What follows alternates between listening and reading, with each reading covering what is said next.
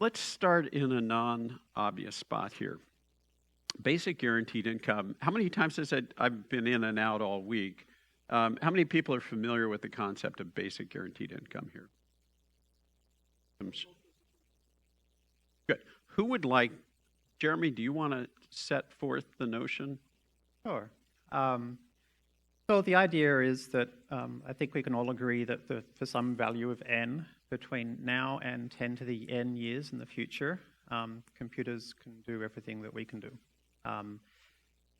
You can pick a really high n if you're very skeptical about the speed at which this happens. Sometime between now and then, computers will be able to do half the things that humans do, and therefore half of humans won't be able to add economic value. So what do you want to happen at that point? Do you want those half of people to starve because they can't add economic value, or not? And if the answer is not, and you think they should have access to a dignified human life, even though they happen not to be able to add economic value, then the answer is, okay, on this path, we're kind of moving towards a post-scarcity world. And in a post-scarcity world, why hold back wealth from people just because they can't provide labour inputs to create wealth? So a basic guaranteed income is giving everybody enough money to live a dignified and complete life, regardless of their labour or capital inputs. Neil or Catherine, would you like to talk about the experiments that have already been done in Denmark and India? Yeah, as I briefly talked about yesterday, there have been experiments in this. What happens when instead of sort of your disability or social security or anything where there's a lot of limits, either by age or you're disabled or you have children or not, they give an, it's like everybody in the experiment, not in the control group obviously, but everybody gets whatever it is that they're testing, and then so it's a relatively large group, and they're watching over time, and they're able to do sort of person by person, household by household, village by village, or in the case of the Manitoba study, sort of at the city level. Mention the specific studies that have been done. So there's a study which has been going on right now in some villages in Nepal. There was the one that I had mentioned in India a couple of years ago. One of the most famous ones, because it was 40 years ago, was the 4-year Manitoba study.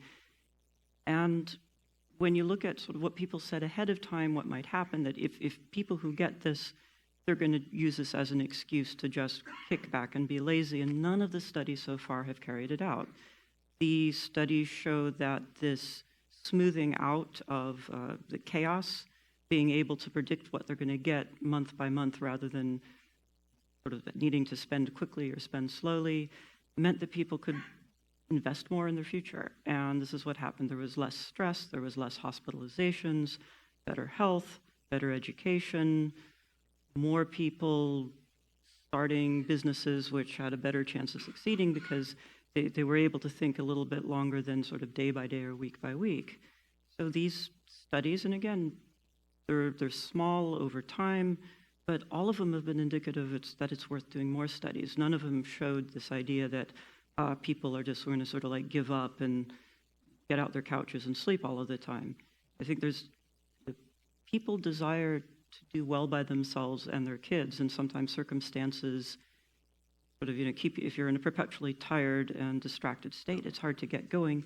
These studies, and of course, my interpretation of them has shown that when you give people a cushion, when you give people time, they jump ahead. So for audience, the places they should chase down is they should look up Denmark, Manitoba, India, and Nepal. Those are the 4. Yeah, Manitoba, Canada. Sorry, yes. Good.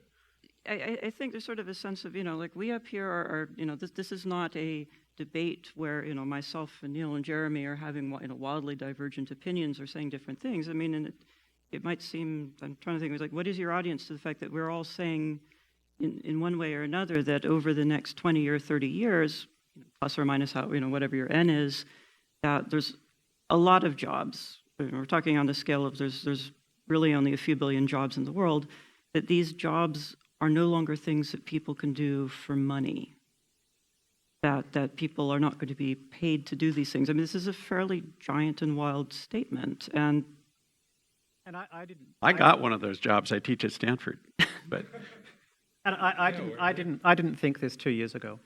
I mean, this is all very recent for me. I mean, I've been. What changed your opinion?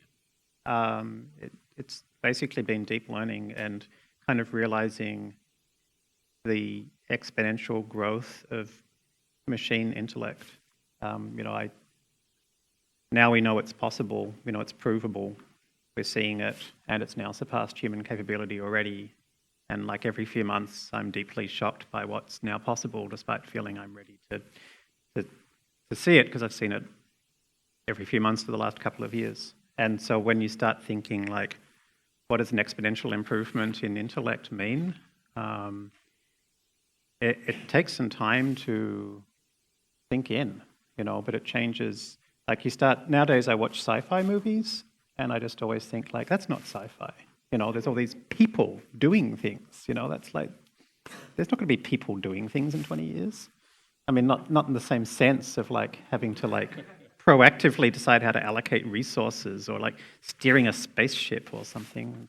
And I think it's a key point I pull out of this conversation because it's been a consistent thread through every meeting I've been in on this subject is everybody comes out of the meetings less certain than they were and with a different opinion than when they went in. So my advice on this topic is just soak it all up. Don't try to jump to conclusions.